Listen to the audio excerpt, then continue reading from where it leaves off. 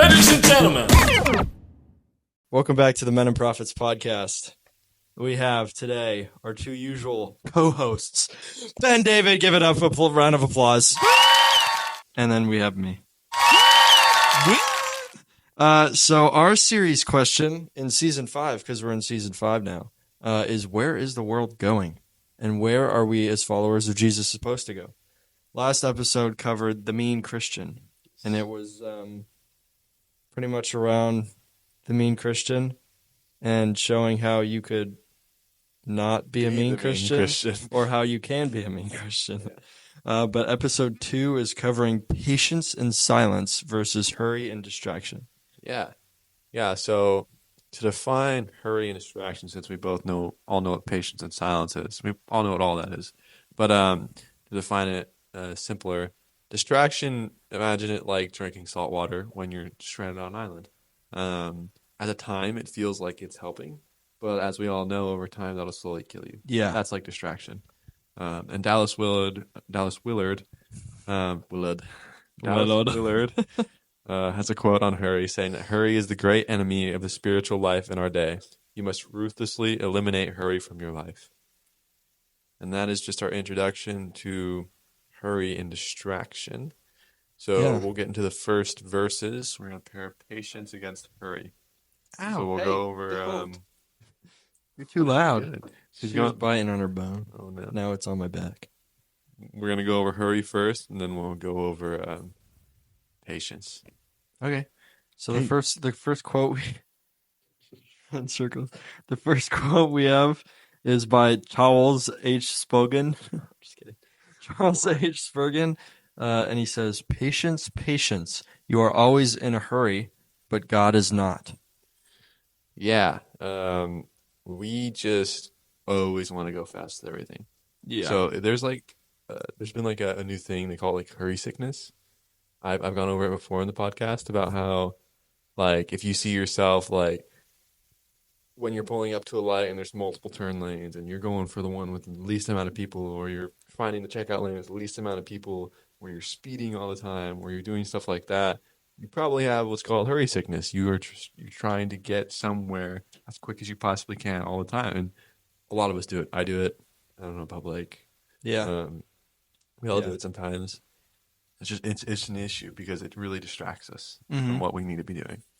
Yeah, and yeah. Yeah, I guess you covered it pretty well. yeah. I mean, I like a good quote again is from Walter Adams. He says, "To walk with Jesus is to walk with a slow, unhurried pace. Hurry is the death of prayer and only impedes and spoils our work and never advances it." We'll go over this a lot about how hurry is just not the pace we're meant to take. It's like I wonder how many times like get rich quick schemes were like Googled on like YouTube or something. Yeah. The amount of like views that all those videos have. Yeah. You know, everyone likes money. Everyone does like money. Yeah. Yeah, we see like in Proverbs 19:2 as well. It says, "Desire without knowledge is not good. How much more will hasty feet miss the way?" So I mean, just like that literally means how much will hasty feet miss the way? I mean, it's just like when we're trying to go quick, we're gonna miss things. Mm-hmm. We're gonna miss the way, you know. Yeah. So, I mean, it's just like when you go on vacation, you know, if you slow down and take in all that's around you, then you're gonna enjoy the place more. And if you packed way too many things into your schedule and you're always driving around, riding around, you're gonna see the inside of a car more than you are the outside of the car, and you're not gonna enjoy it as much. Which, if you're hurrying your whole life, you're not gonna see what the journey is. You're just gonna see what the destination is. Yeah, and oftentimes the funny part about that is when we get super ambitious and in a hurry, oftentimes the destination changes, so we'll reach that destination and we don't even care, and we'll have a new destination. Yeah. That's how it always goes. We reach it, and then that's why it's like always called like the black hole or the void of ambition. Yeah. Or the void of greed and all that. It's insatiable. You can never, truly what? She does not have to go to the... Okay, I'll just let her out so she can, yeah. All right, you little weenie. Katie is the #1 disruptor of Men and Prophets podcast. She's that one audience member. Yeah. Now she's looking at you like, let me back in. Hold on. Yeah. How do you feel? Um, please. Um, Oh okay, my hold on. Wait, I'll gosh. give her her toy. I'll give her her toy. Here, take this. Now she gets to shoot outside. What was I gonna say? What were we just talking about?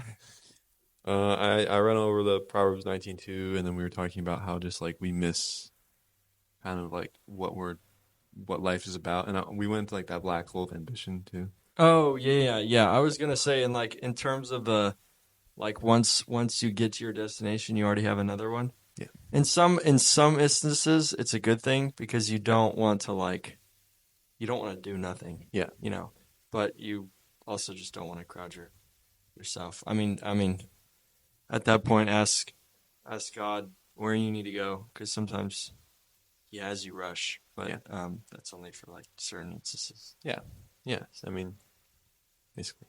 Yeah. Yeah. But everyone, guys, I have another quote from, you guys guessed it, John Marco. And it says, advertising is literally an attempt to monetize our restlessness. Yeah, that is. It's the one, pretty much the one way that all free apps earn money. Yeah, The main way.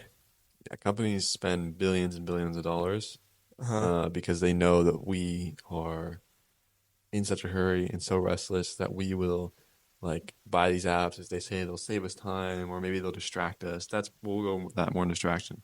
But like they'll save us time or they'll just they prey off our restlessness, you know.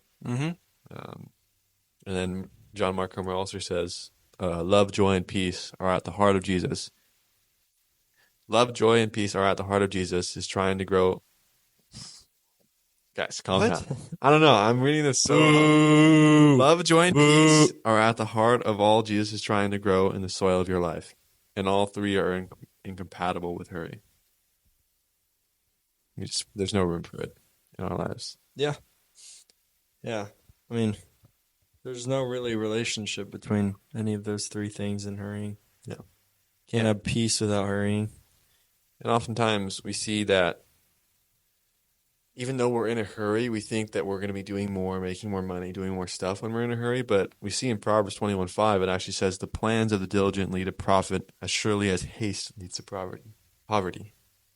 I mean, it's telling us right there that when we hurry, when we rush, we're gonna probably end up just doing things bad. Yeah. It's gonna lead us down a road of poverty. While if we take our time and plan diligently, it will lead to more success and profit. And that's according to the Proverbs. You kind of have to know a little bit more about the literature, the wisdom literature, and how that all works. But that's a whole other thing. So yeah, Yeah. I agree. Last quote in this hurry topic is from Kasumi Koyama, which says, "God walks slowly because he is love. If he is not love, he would have gone much faster. Love has its speed. It's an inner speed. It's a spiritual speed. It is a different kind of speed from the technological speed to which we are accustomed. It is slow, yet it is lord over all other speeds, since it is the speed of love." great way to sum it up. Yeah. Yeah. So let's go over the counter to her patience.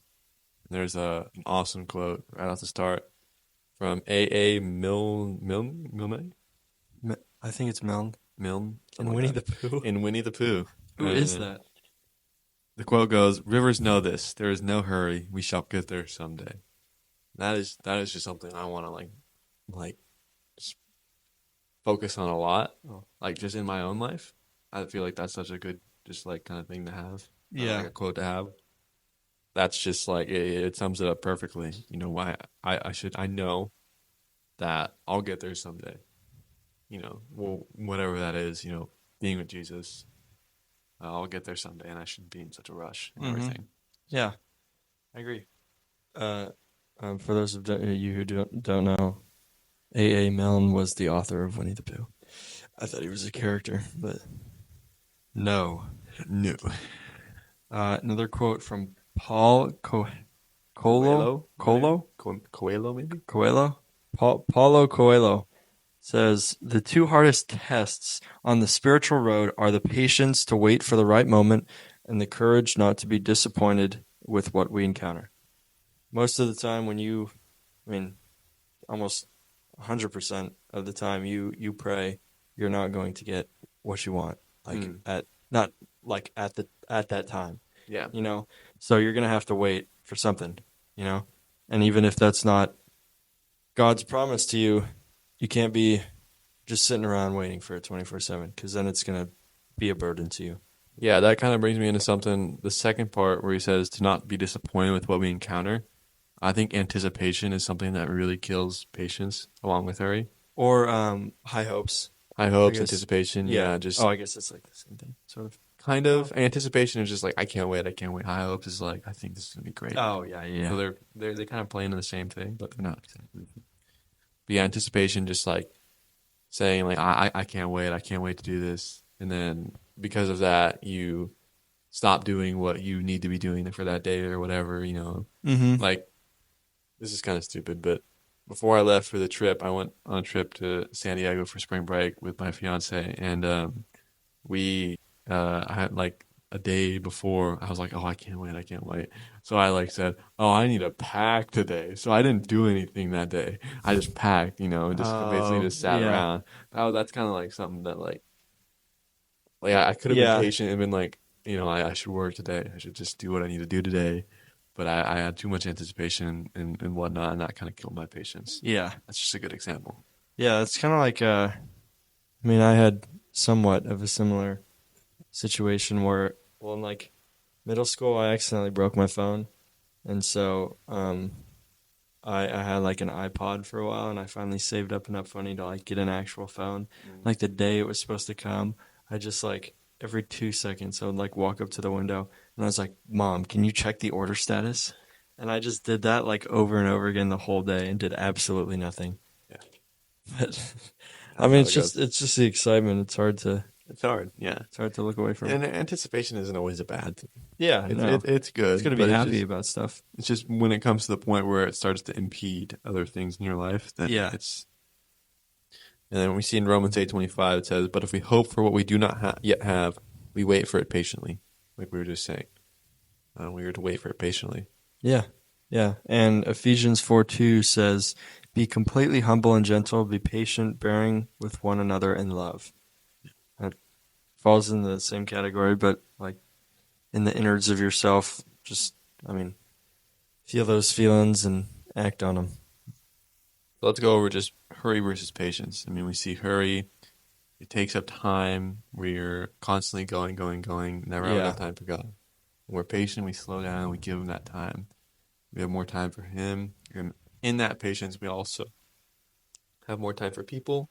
We have more time to love people. We have more time to just slow down and yeah, be good people. yeah. Great relationships. Yeah. Yeah. Hurry will never do us any good in any sense. She's been digging for a while. Yeah. Oh, she like know I was about to bang. I That think thing is so. covered with dirt now. Yeah. That's great. Yeah.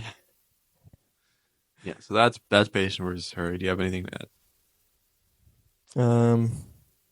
No, I mean it's yeah. I mean they're pretty much just opposites of each other. Yep. Um. Yeah. Yeah. So we see in culture, we live in a culture of hurry. Every person is always in a rush. Just like go drive in any freeway, in any like big city or wherever. You know, people are speeding, cutting you off, anything, uh, any sort of market or store. You know, everyone's always in a rush. Mm-hmm. You know, people are. What's like the number one thing like when you ask someone like how's it going or how have you been? You know, when people are older, what do they always say? Good. Yeah. But then another, okay, I guess that's true. What? Actually, never mind. That's fair. But I feel like a lot of people say that they're busy. Like a Yeah. lot of people Oh talk yeah, about how yeah, busy they yeah, are. That's kind of maybe yeah. You're right. When you ask them how they are, they say good oftentimes. yeah. Most of the time, no one's like I'm really busy or I'm bad. Yeah. But when you start to talk about it, they almost always, everyone says that they're busy. Mm-hmm. And that's just how, that's our culture. That's where we are. Yeah. So Yeah. that's how we need to counter that culture. We need to be patient and slow down. I mean, to be fair, sometimes I say busy just to like make conversation. Yeah, And that's people are fair. like, "Oh, what do you do?" Yeah, I don't yeah. know. But no, most of the time people are like Or telling the actually, truth, obviously. they're very busy, too busy. Yeah. Yeah. And then Yeah. we'll get into the next topic, silence versus distraction. And then We're we'll go starting over with distraction, distraction. even though you started with silence versus distraction. So it should be silence and then distraction, but you put distraction before I did the silence. same thing So on now we have to on the start first with one. distraction. Oh my gosh. Yeah. This guy doesn't know order of operations. Sorry. All right. We'll start with distraction. A quote from the one and only John Mark Comer. He says, "Any skilled con artists know that the key to deceiving your mark is to get them to believe your scheme was their idea." Translation: the key to getting people to follow you is to convince them that they aren't following anyone at all. Yeah. This plays in a little bit of a bigger topic, but Yeah. it's still in the same idea in the fact that we often don't even really like realize that what we're doing when we're distracting ourselves is we're is that we're like playing into somebody else's like we're being formed by something. We're being Yeah. formed by Well, someone else yeah, and we're yeah. being Like conforming distracted. to someone else's wants. Yeah. Yeah. So like these big companies know that when they get your attention, like they're spending, like I said, billions of dollars, and they're doing that to prey on your restlessness and to get your attention. It's attention economy. That's what they want. They want your time. They want your money, obviously, Mm-hmm. but time is money, whatever. Yeah. And when you think that just scrolling through your phone isn't like actually you being like transformed into something, or you think that it's not doing anything to you, it's just That's what they want you to that's think. what they want you to Yeah. think because you'll just keep doing it without thinking it's actually doing anything. When in reality, it is forming you. It's making you, it's giving you terrible attention span. It's giving you no patience. It's distracting you. Yeah. It's causing you Yeah. to rush. It's causing you to probably have deep levels of anxiety when you go through and you see all this stuff. It's just, it's crazy. I feel like, I mean, TikTok and like Instagram is definitely a lot worse too. Because Yeah, like YouTube, algorithmic. yeah, because YouTube is a little different. I feel like I've not like I've put zero interest in any of the ads that are on YouTube.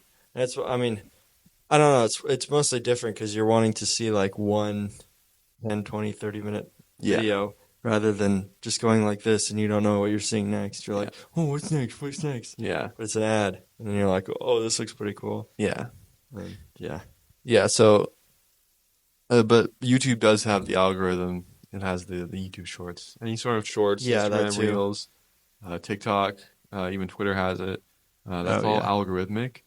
So it learns about you and it literally preys on what like you fear the most, what you what your like most like kind of like sinful like desires and like wants and like lusts Mm-hmm. are.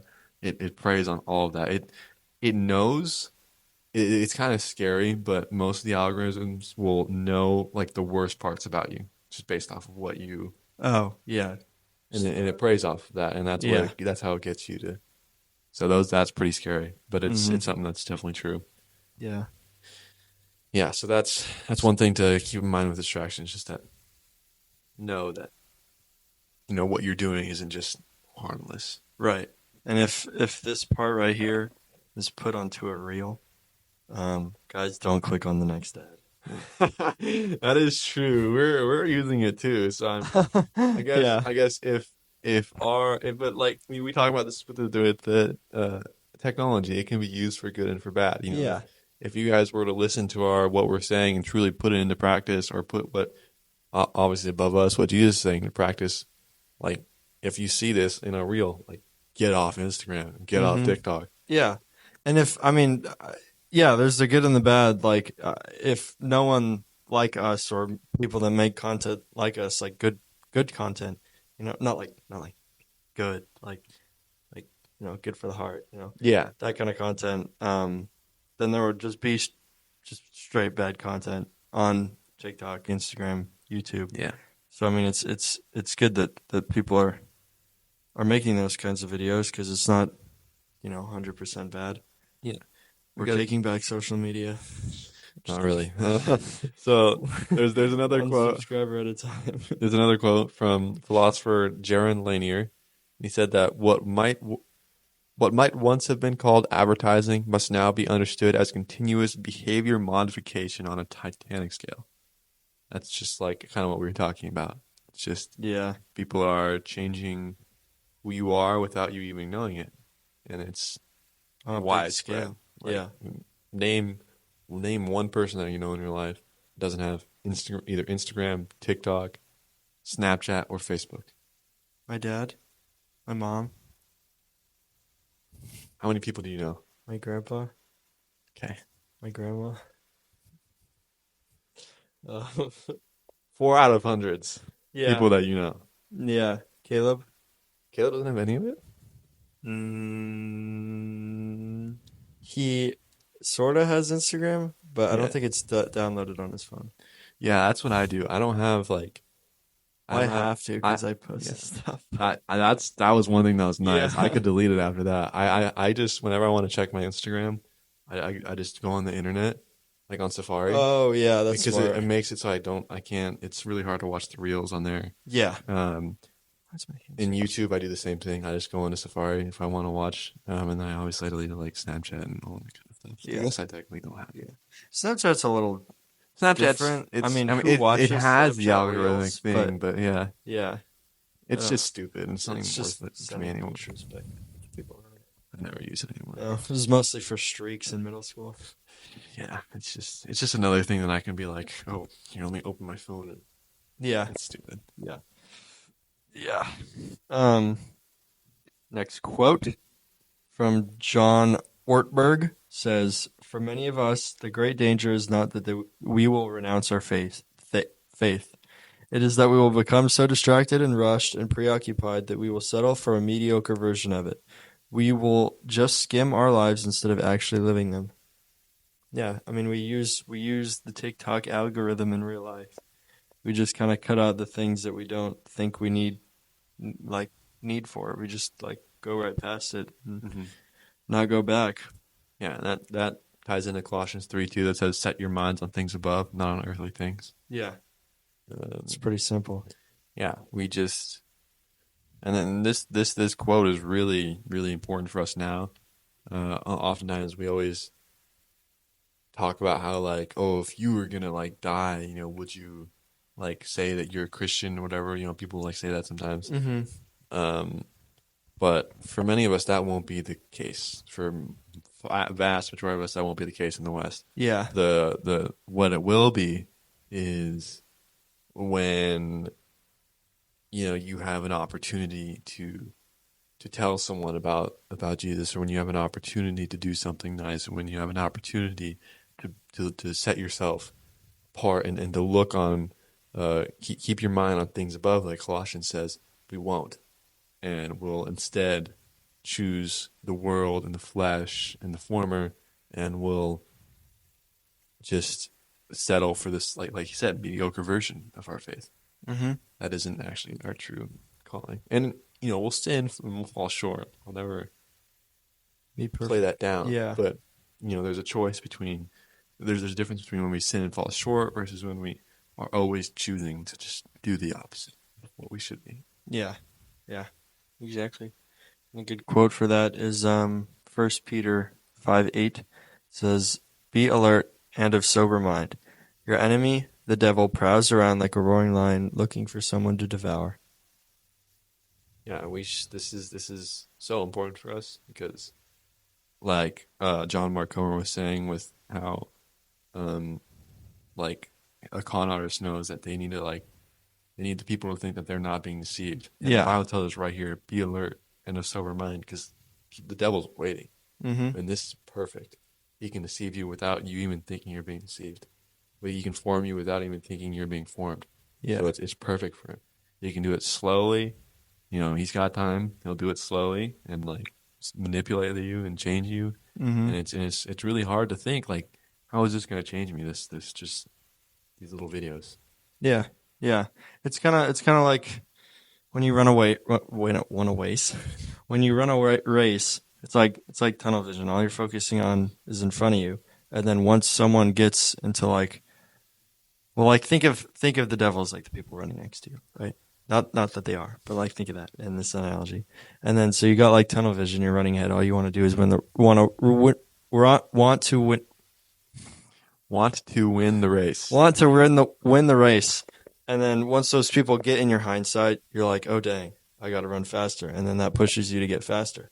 But if the devil comes behind you and then trips you, you know, what Yeah. are you gonna do? There's nothing you were doing because you're not focused on behind you. You're hurrying. You're in a Yeah. hurry. Yeah. Yeah. I mean, in that reason, you need to be in a hurry because you're trying to Yeah, run I the think race. I think I think But a better analogy would be like you're running away from something rather than in a race. Because in a race, like you don't have to focus on that. You're just well, focusing on that. But like when you're running away from something, you might like tunnel vision like your path when you should be like aware of like if it's gonna like try and come behind well, you. not really, because then once you look No, behind you, you'll slow down. true. I don't know.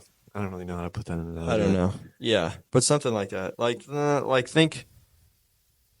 think you're like on a race to work, right? You're in a car. Okay. You're on a race Yeah. to work, and you don't realize that someone's chasing you behind you, some crazy angry driver. And then if you don't realize that, or like sideswipe you or something, if you realize it, you can get out of the way and you know slow down. Maybe I don't know, turn left or right. Yeah. Or if you're like if you're speeding on the way to work and you do that thinking that like it's a good thing when in reality, it's not a good thing and you end up causing an accident or something because of Yeah, that. yeah. Something like that. And everyone in their mind's just like, I've never been in an accident, so I'm not going to get in an accident. But that Yeah, is that is distraction. That is a huge one for us, especially younger people. Um, Distraction tends to be the thing mainly for younger people. Hurry tends to be a thing mainly for people when they get a little older and they have jobs and lots of responsibilities. Um, yeah, I mean, it obviously can be either or. Like, it's either or all the time. Most times, both. But that's yeah. just like a general kind of synopsis because distraction is, when we're kids, we just like to do whatever we can. We don't really have much to do. But then when we're older and we have more responsibility and families, whatever, we often just hurry ourselves, just do everything, everything, everything. Got to Mm-hmm. get my kid here, my other kid there. I got to go drop off the dog. I have to go pick up groceries. I have to go to work. I have to do this, that, and the other. You don't really have it's craziness. So Yeah, yeah, yeah. I mean, yeah. In some situations when you're older and you like have a new kid, I mean, sometimes I guess you have to have that hurry yeah, yeah. I mean, like I'm to be not. able to get things done on time. But like Yeah, as a kid, like you were saying, it's a lot more, um, all in the mind of the person because they come home from school, sit for like a couple hours on their phone on TikTok, scroll, and then like realize, oh, I haven't done all this stuff, so then they have to hurry to yeah, get everything else done, and then they're like, I have no time for anything.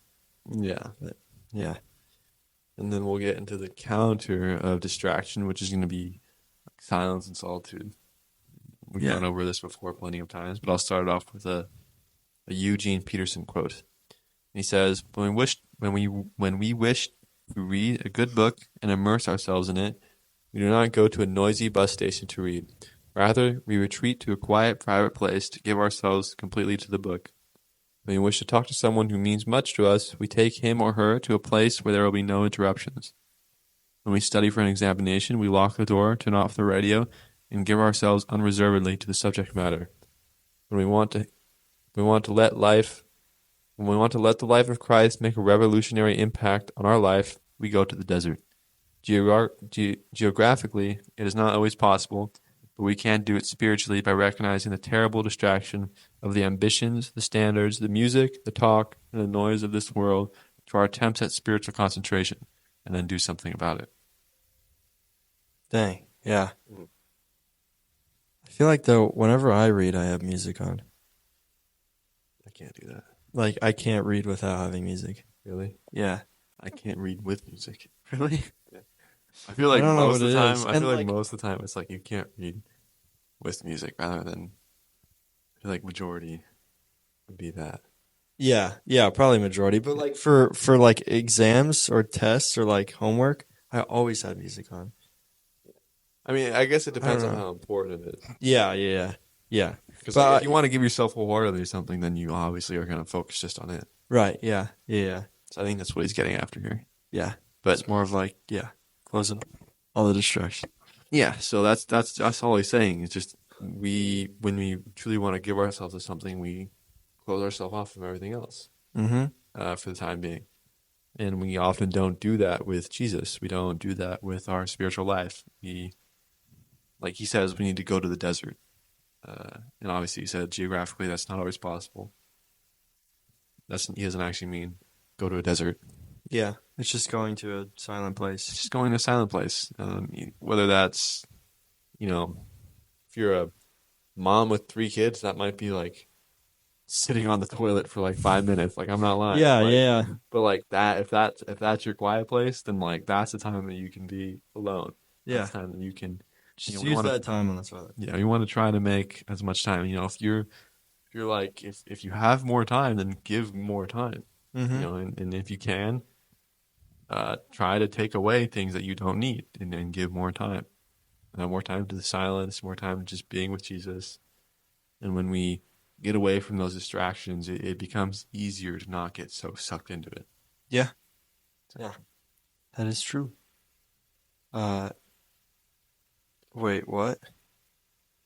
It's a part of the quote. Oh, okay. A quote by Ruth Haley Barton says, she quotes Psalm 48, sorry, 46. 46:10. Um, and that quote tells us that there is a kind of knowing that comes in silence and not in words, but first we must be still. The Hebrew word translated "be still" literally means let go of your grip. Um, yeah, Yeah. I mean, we just have such a tight grip on everything in our lives. And we feel like we need all the control, right? yeah, Just that's calling us to let go. When hmm the reason that like silence is so hard for us is because we feel like we are not actively taking control of what we need to be doing in the moment. We feel yeah. like we need to be doing something. I feel like it lines with like just purpose. It just feels like a A lot waste of people are almost. missing Yeah. purpose. Yeah, yeah. Dang. But in that, we are growing closer and growing further from distraction, growing closer to God and growing hmm further from distraction. Yeah, Dallas Willard says, solitude well practiced will break the power of busyness, haste, isolation, and loneliness. You will see that the world is not on your shoulders after all. You will find yourself, and God will find you in new ways. Silence also brings Sabbath to you, a complete solitude, for without it you cannot be alone. Far from being a mere absence, silence allows the reality of God to stand in the midst of your life. God does not ordinarily complete or compete for our attention. In silence we come to attend. Lastly, fasting is done that we may consciously experience the direct sustenance of God to our body and our whole person. So yeah, those are all three kind of like practices of something that relate to silence and just fighting distraction and hurry. yeah. Solitude, silence, and fasting. And a lot of people do fasting to. I mean, I feel like they always put the thought in their mind that it's like, I'm fasting from social media, and they're like, I'm doing this to unhurry my life, but it's like, you should be doing this for God. Yeah, yeah. So, well, I mean, it's kind of the same thing because when we unhurry our life, we give room for God. Yeah, right. I mean, yeah. Well, I mean, I'm just saying, like people have that, like, need to have that thought in their mind, Yeah, not just that it's for, um, an addiction, I guess. yeah, yeah, and also like fasting is you're fasting from food. That's literally what it means. Yeah. Uh, there's another word for when you want to like take something out of your life that is you feel like it's having control. I forget what it is. So it's not called spiritual fasting. No. Um, Yeah, you want to because talk? fasting just means food, but Yeah, yeah, I guess there's another type of fasting that kind of just helps you release distractions. But when you do any of that, it needs to be your first glance needs to be that it's for God. Yeah. Let's see. Okay, never mind. I can't. I don't know what it is. Oh. But there's another word for it. It's not like like if we're being like literate people who know how to speak English, we can't fast from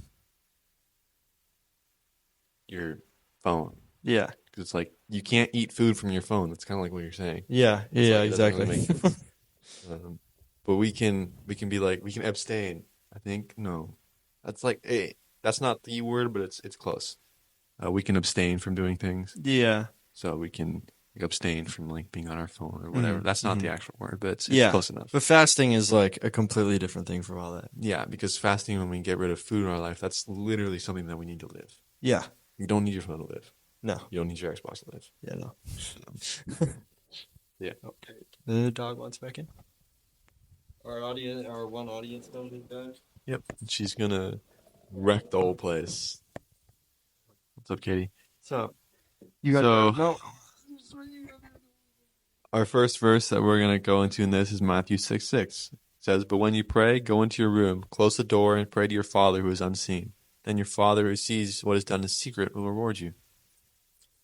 Yeah, it's kind of like putting making that one-on-one with God rather than when you're in group scenarios in like church, young adults, life group, whatever. It's easier to pray as a group, but that just leads a bunch of other people as distractions, and you're not having, that time between you and God. Yeah, yeah. There's also like there's importance to have like the both, like the community and the one-on-one time. But yeah, Hmm. like you were saying, it's a lot easier in a situation where it's organized, where you know that like there's gonna be an organized prayer or Yeah, like organized yeah, that. It's a lot easier for you just to forget or not do your prayer at all when you're by yourself. yeah, You're like, I'm really tired. I'm just gonna go to bed. But like if you're at a group thing and you're really tired, unless you walk out and leave, you're gonna do the prayer. So it's, yeah. it's harder. Right. So In group settings, it's more about cons.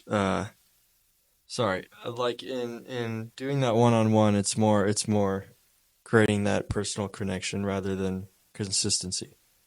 Which group setting prayer is good, but you need to have the other side. mm.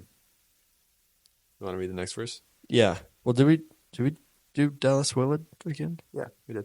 You sure? I literally just read it. I promise you. Okay. Yeah. I'm tripping. Luke 5:15-16 says, "Yet the news about him spread all the more, so that the crowds of people came to hear him and to be healed of their sicknesses. But Jesus often withdrew to lonely places and prayed." Where do we always go back to when we want to look for something that we need to do in our lives? Jesus. Yeah. What did Jesus do? He often withdrew to lonely places and prayed. Mm-hmm. Because he knew that he needs that time with God. And although at the time he didn't withdraw to lonely places because he needed help with overcoming his distraction of an iPhone, but he did anyway because he needed help with all of his ministry. He needed help with just all the things he was doing and all of the opportunities he could take, or because he was tempted, all the temptations and all Yeah. that. So It's like relating to the movie Jesus Revolution. It's like the main guy, not the main guy, the guy that plays Jesus in The Chosen. Lonnie, Yeah, Lonnie. He was given that gift to heal, and instead of going back and spending that alone time with God, he spent that alone time on himself because he thought that at one point that he was better than God and that he could make his own decisions without God.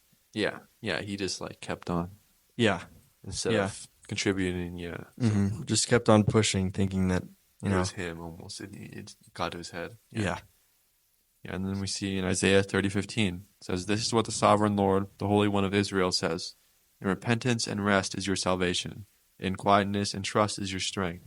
But you would have none of it." So, in repentance and rest, giving our sins up and in resting is our salvation. And then in quietness and just being still and trusting that the world will move on if you are just not going to do anything for 15 minutes. yeah. uh, is your strength in God. But we, like it says, but you wouldn't have none of it. We don't do it. We want none of that. Mm-hmm. We want to take control. We don't want to own up to our sins. and we don't want to rest because we feel like we have to always do stuff.